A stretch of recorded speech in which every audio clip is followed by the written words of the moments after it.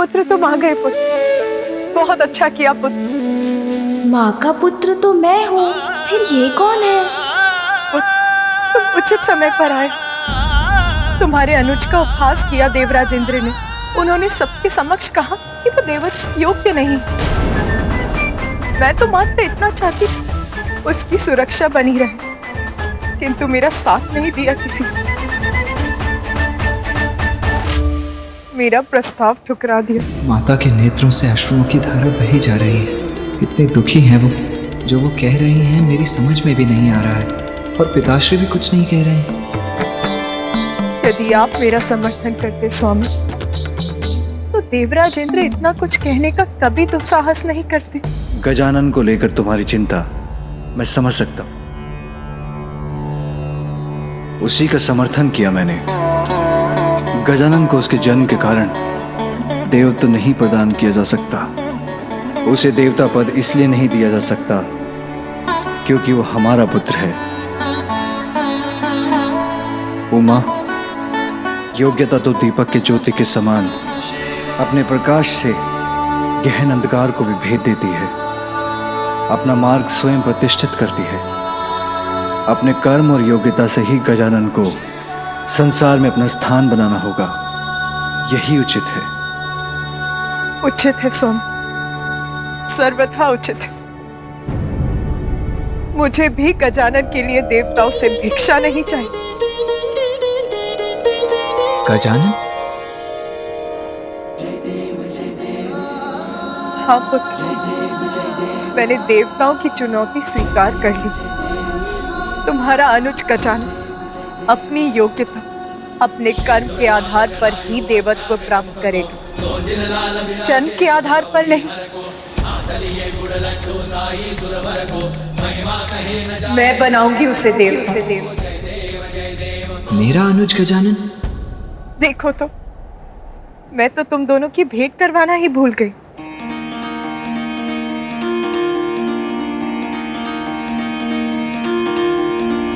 पुत्र गजानन, ये है कार्तिकेय, तुम्हारे बड़े भ्राता, और पुत्र कार्तिकेय ये है तुम्हारे अनुज गजानन। ये है मेरा अनुज। आप मुझसे बड़े हैं ना? मेरे बड़े भैया है ना आप? हाँ। भैया! ये मेरी ओर क्यों दौड़ रहा है? भैया, मैं आपका छोटा भाई हूँ।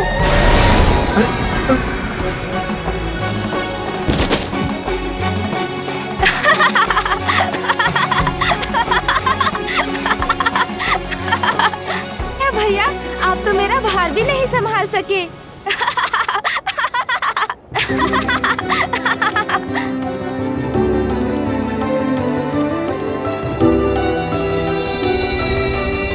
अच्छा, कोई बात नहीं भैया, गोदी में नहीं उठा सके, किंतु पृष्ठ पर तो उठा सकेंगे ना?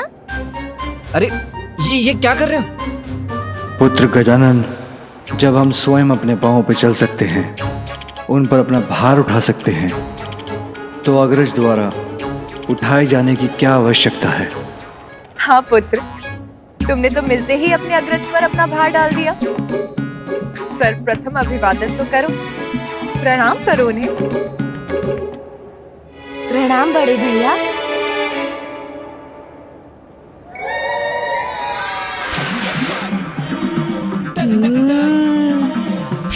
लड्डू पूरी थाल भरकर। भैया, बोलो। आपको आपत्ति ना हो तो आपके पीछे रखे उस थाल से कुछ लड्डू मेरी ओर बढ़ा दीजिए ना। और हाँ, आपको भी खाने का मन हो तो आप भी खाइए। गजानन, तुम्हें तो ज्ञात है ना, तुम अभी लड्डू नहीं खा सकते। खाने दीजिए ना माँ, उसे भूख लगी होगी।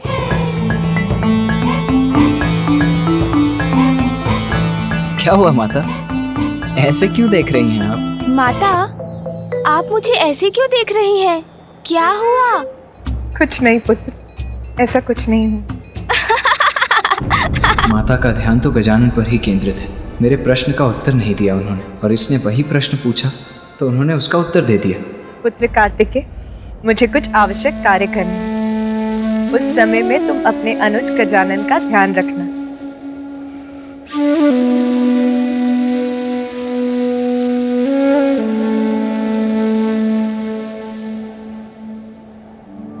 प्रतीत होता है माता को तो मेरी तनिक भी चिंता नहीं।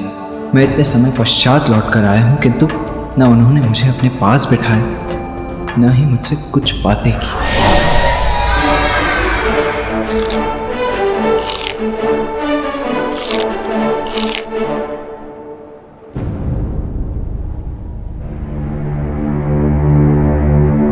पुत्र, मुझे ज्ञात है अपने अनुज गजानन को लेकर तुम्हारे मन में अनेकों जिज्ञासाएं उत्पन्न हो रही होंगी।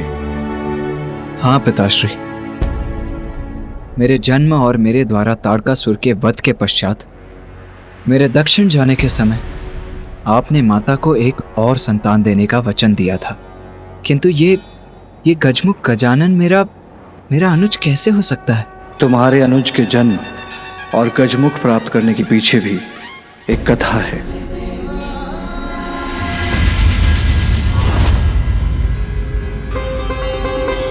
मात्र माता पार्वती और भोलेनाथ का पुत्र होने कारण हम उन्हें वो पद प्रदान कर दें जिस पद की योग्यता प्रमाणित करने के लिए उन्होंने अब तक कुछ भी नहीं किया।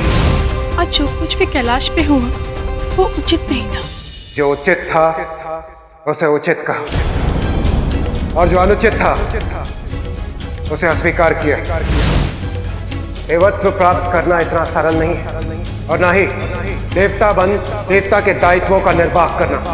बिना अपनी योग्यता प्रमाणित किए किसी को भी देवत्व प्रदान किया जाना सर्वथा अनुचित। इसीलिए देवता पद की महिमा को स्थापित रखने के लिए उचित का साबित किया। जो हुआ वो उचित था या अनुचित ये तो समय ही बताएगा, किंतु जो आपको करना था आप कर चुके स्वामी। फिर पुनः सभा बैठाकर सभी सभासद देवताओं से अपनी ही प्रशंसा को सुनने की आपकी इच्छा कहाँ तक उचित है स्वामी?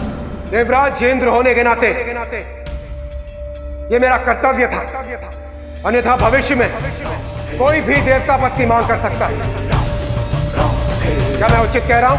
आपने जो भी किया वो सर्वथा उचित था देवराज। हाँ इंद्रदेव, आपने जो किया उचित किया, सही का साथ दिया आपने और हम सब आपसे सहमत हैं।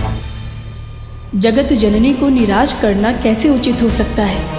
देवताओं के साथ सृष्टि के सभी जीवों की सुरक्षा के लिए जिन्हें अपनी कोख से संतान को जन्म देने का अधिकार खोना पड़ा, आज उनके पुत्र की सुरक्षा की बात आई तो आपने उनका प्रस्ताव नकार दिया। आपके इस कृत्य के लिए मैं माँ से क्षमा मांगूंगी स्वामी। भरपेट खाऊंगी मैं स्वादिष्ट भोजन। उस बालक ने अब तक तो सिंदूरा का वध कर ही दिया होगा। अब मैं बन चुकी हूँ पाताल लोक की रानी।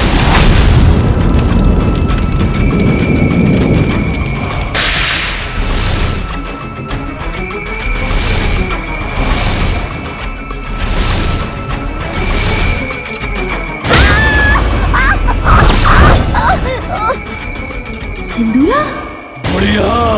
किस बात का इतना आनंद मनाया जा रहा है? तुम्हें क्या लगा कि मेरी मृत्यु हो गई? नहीं नहीं असुर सम्राट, अब तो महान है, सर्वशक्तिमान है। आपकी मृत्यु उस तुच्छ बालक के हाथों, इसकी तो मैं कल्पना भी नहीं कर सकती। मुझे तो लगा कि आप उस बालक का वध करके आते ही होंगे। इसी विचार से मैंने आपके लिए स्वादिष्ट भोजन का प्रबंध किया। तो इसीलिए तुम मेरे सिंहासन पे बैठी थी। अब शब्द नहीं है तुम्हारे पास?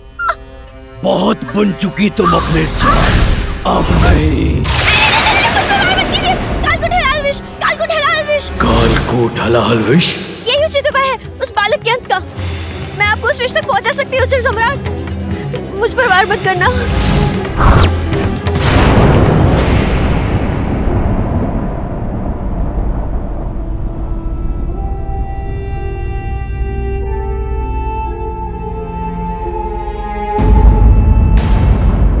मेरे पीछे मेरी परछाई बनकर कौन आ रहा है?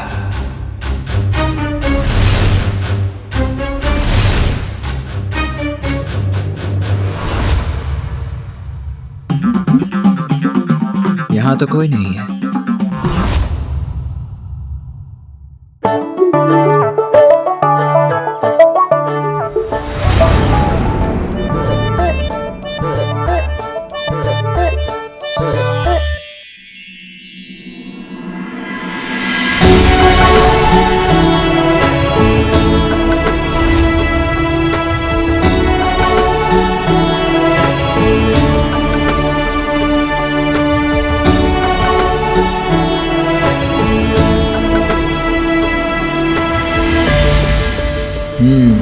तो जो भी था उसने कक्ष में प्रवेश कर लिया है। अब तो उसका सामना करना ही होगा। माँ, मेरा मन बहुत अशांत है माँ। आज जो कुछ भी हुआ वो उचित नहीं था। मेरे स्वामी से जो भी भूल हुई उसके लिए उन्हें क्षमा कीजिएगा माँ। मैं आपसे विनती करती हूँ।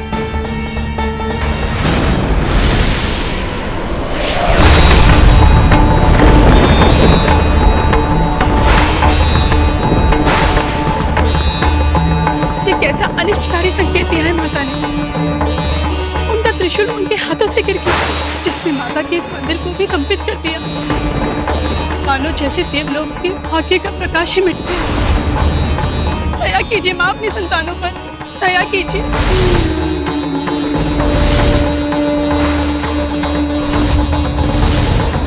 अदा तो अत्यंत कुपित प्रतीत होती। उनके कोप के प्रकोप के कारण कहीं अनर्थ ना हो जाए।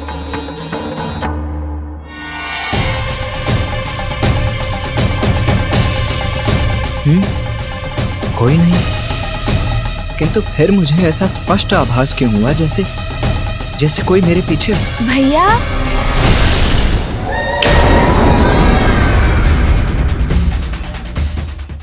किसे ढूंढ रहे हैं? बार बार पीछे मुड़कर देखते हैं किंतु कोई दिखाई नहीं देता।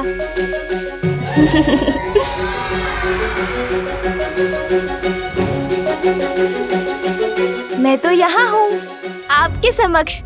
फिर बताइए ना, आप किसे ढूंढ रहे हैं?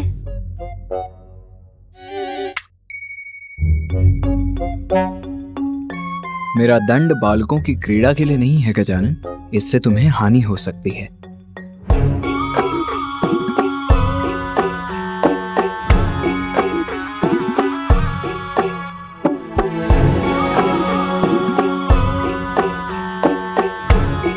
क्या हुआ? ऐसे क्यों देख रहे हो मुझे? आपकी नासिका को देख रहा था भैया। बहुत छोटी है ना? मेरी नासिका से तो उसकी कोई तुलना ही नहीं।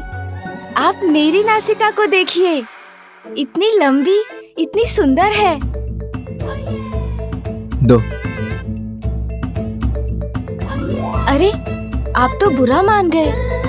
ईर्ष्या करने की कोई आवश्यकता नहीं भैया, ये तो अपना भाग्य है। मेरी नासिका सौभाग्य है मेरा। मैं ईर्ष्या क्यों करूंगा, वो भी अपने अनुज से। और ईर्ष्या करने वाली कोई बात हो तब तो ईर्ष्या करूंगा ना। मैं अपनी नासिका से प्रसन्न हूं गजानन।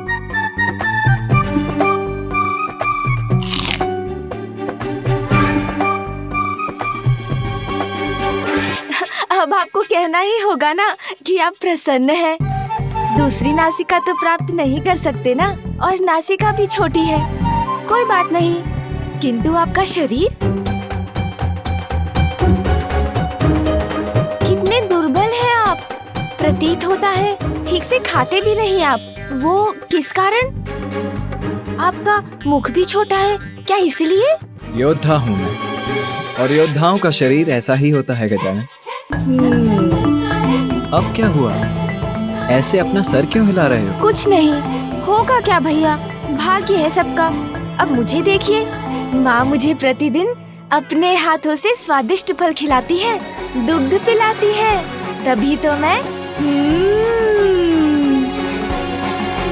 और आप इस सुख से वंचित जो है। सत्य तो ये है कि माँ मुझसे बहुत बहुत स्नेह करती है। माँ तो मुझसे भी बहुत स्नेह करती है गजानन। हो सकता है, किंतु मैं छोटा हूँ ना, कदाचित इसलिए पिताश्री, नाना जी, नानी जी सर्वाधिक प्रेम तो मुझसे ही करते हैं। और मैं आपका अनुज हूँ, इसलिए आप भी तो मुझसे अधिक स्नेह करते हैं, है ना भैया? हाँ गजानन, तुम तो अनुज हो मेरे। तो भैया, मैं आपके वाहन मयूर से भेंट कर सकता हूँ? बहुत चतुर हो तुम। कितने सुंदर, कितने भव्य है ना वो। हाँ हाँ, अवश्य। असुर सम्राट, आप मुझ पर व्यर्थ संदेह कर रहे हैं। इतनी मूर्ख नहीं हूँ मैं। आपके लिए मैंने एक ऐसा उपाय ढूंढा है जिसे काटने का उपाय त्रिदेवों के पास भी नहीं है। क्यों बुढ़िया, तुम अपनी प्राणों की रक्षा के लिए कोई नवीन कुचक्र तो नहीं बना रही हो? तुम्हें ज्ञात भी है किस कालकूट हलाहल विष की बात कर रही हो तुम?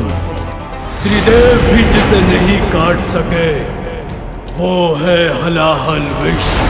वो तुम्हें कहां से प्राप्त होगा? कुचक्र नहीं असुर सम्राट, कुचक्र नहीं। ऐसा उपाय है मेरे पास जिसका वार कोई नहीं तोड़ सकता, जिसके पास ये अत्यंत प्रचंड विनाशकारी विष है। याद है मुझे उसका नाम, और वो है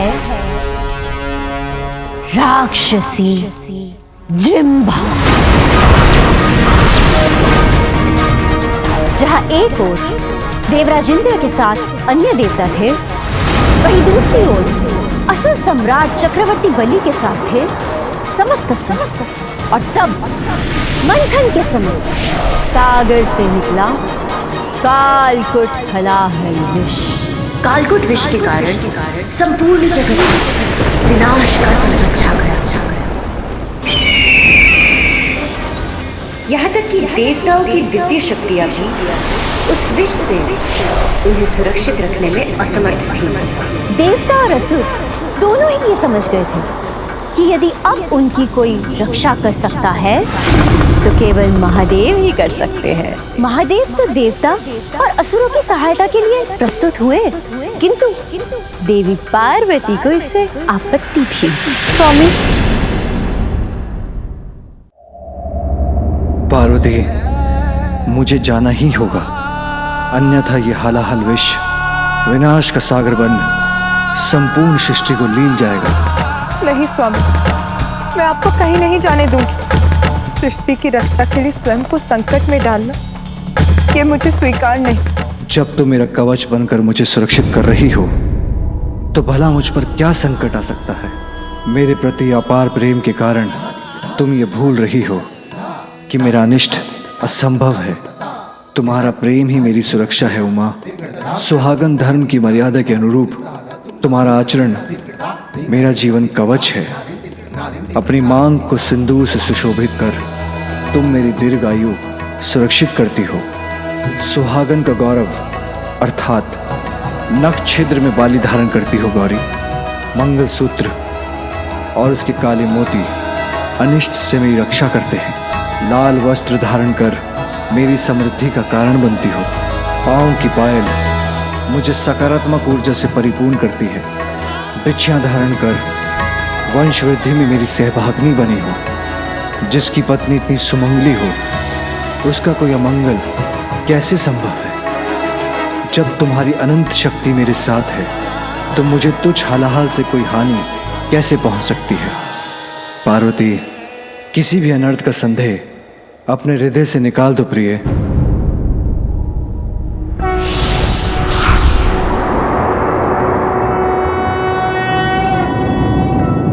नागेंद्र हाराय त्रिलोचनाय भस्मांगरागाय महादेव ने उस कालकूट हलाहल विष का पान किया।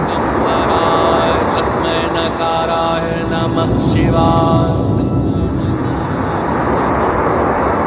मंदाकिनी सलिल चंदन चर्चिताय नंदीश्वर प्रमथनाथ महेश्वराय।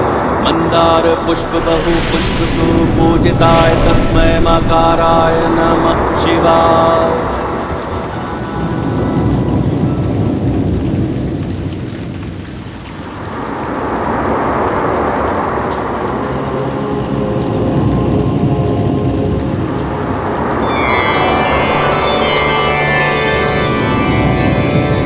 और फिर देवी पार्वती ने महादेव की ग्रीवा पे अपना हाथ रखकर विष को वहीं रोक दिया।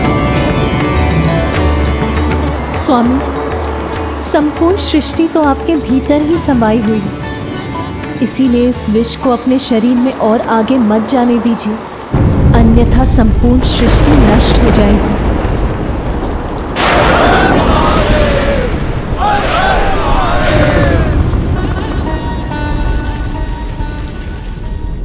शिव गाथा मत सुनाओ मुझे, उपाय बताओ उस बालक के वध का। कालकूट हलाहल एक ऐसा विष है जिसमें महादेव भी अपने शरीर के भीतर नहीं ले सकते। सागर में शेष कालकूट हलाहल विष की एक बूंद सागर की गहराई में निवास कर रही एक राक्षसी के पास आ गया और वही कालकूट हलाहल विष उसकी सबसे बड़ी शक्ति बन गई और वो राक्षसी है जृंभा।